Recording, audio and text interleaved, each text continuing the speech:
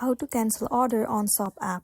It's pretty simple and a quick process, so without any further delay, let's jump right into the video. Start by heading over to application Shop, or simply move into any of the web browser and then head over to official website. Once you're in here, enter your login credentials and log into a specific account. Once you have been logged into your account, you will land on this homepage. Here at the bottom, you will be able to see tons of different menus. All you gotta do is head over to orders. The option or the icon will only be available if you have ordered something from this app. So once you head over to it, it will land you on space. You will be able to see all of the orders that you have made in this app or the website.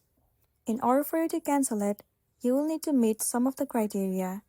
If you are eligible, then only you will be able to cancel the order that you have made. So once you are eligible to cancel, all you gotta do is click on the order that you want to cancel it. And then at the bottom right corner, you'll see the option of cancel. Click on it. State the reason why you want to cancel the order. Once done, tap on confirm and the order will be cancelled successfully. So that's the wrap for this video. If this video helped you, give it a like and check out our next tutorial. Thank you.